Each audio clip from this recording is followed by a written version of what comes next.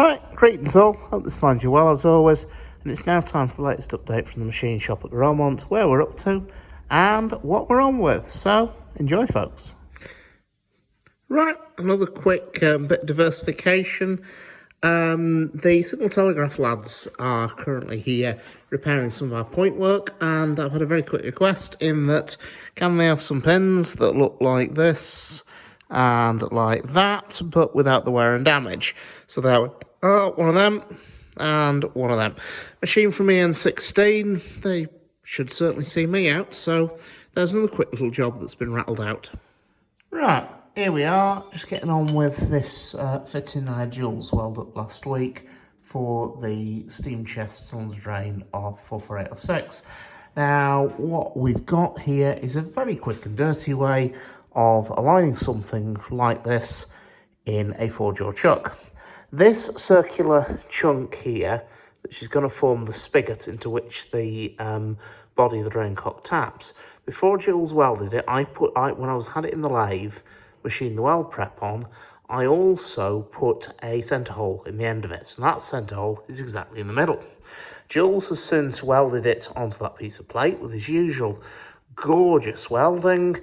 The weld's very definitely dried and gone off, and so we can now start machining it. And here's the quick and dirty way of aligning it in the 4-jaw chuck. Simply put a live centre into the tailstock, drop the live centre into that centre hole, and then use the tailstock to push it up against the 4-jaw chuck. All I have to do now is, with my chuck key, just tighten down the chuck jaws like so, and like so. Just at the moment, we're just doing them just so they come into contact with the work. We're not actually dogging them down yet, like so. There we go. And last, and by certainly no means least,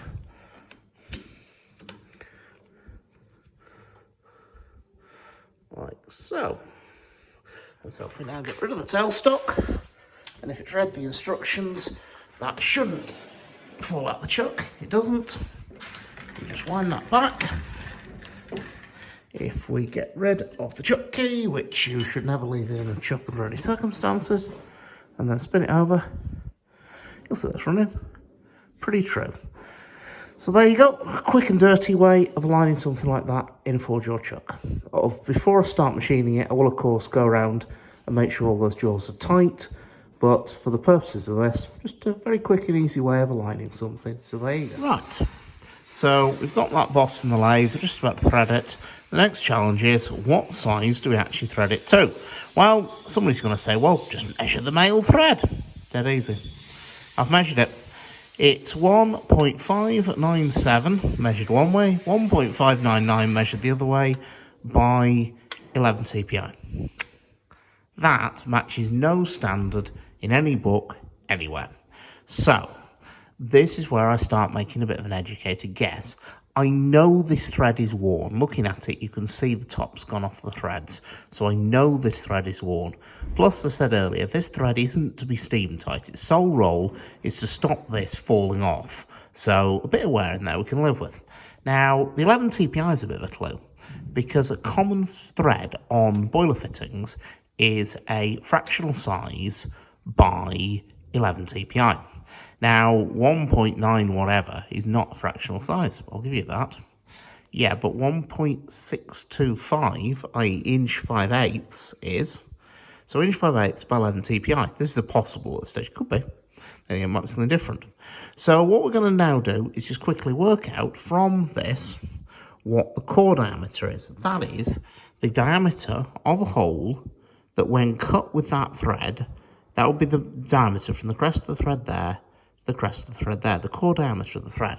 Okay, so when you work it through, well, you take the outside diameter, you deduct twice the thread depth off that, you get 1.509. Just measured this. It's 1.515. I think, ladies and gentlemen, we may be on a winner. So I'm going to assume, until better evidence appears or somebody produces some really weird pipe sizes that I've never heard of, that this thread is inch 5/8 by 11 TPI, and I want to tack the replacement, well, thread cut, the replacement boss the same size. So there you go, there's the plan.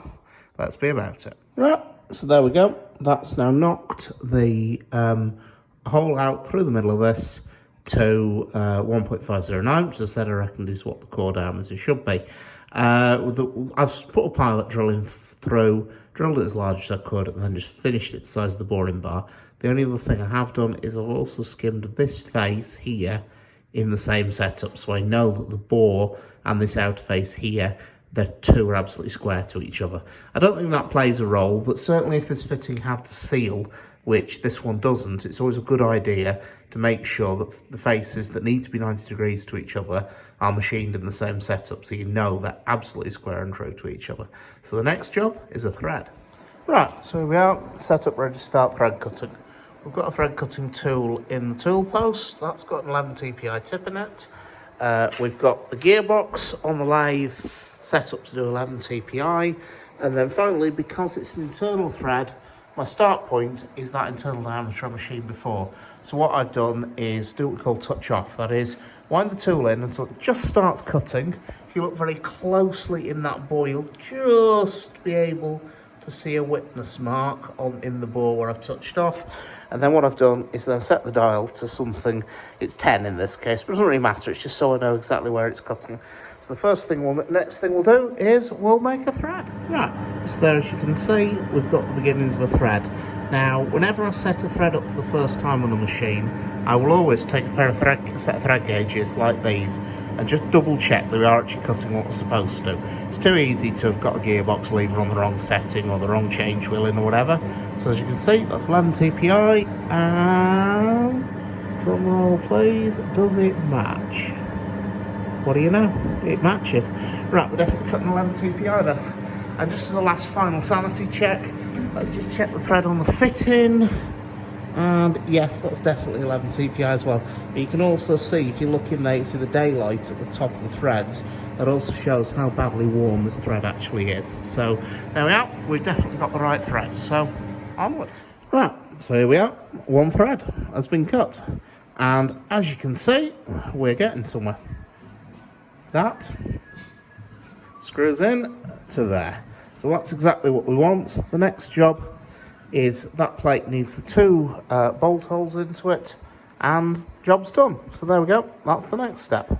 Right, so the last machining job on this is just to knock out those two mounting holes. They've been copied off the old casting with a bit of trial and error and checking and rechecking. They've been drilled through slightly oversize, so there's a wee bit clearance on the studs. So at the last moment, drum roll please maestro, is to see if it fits.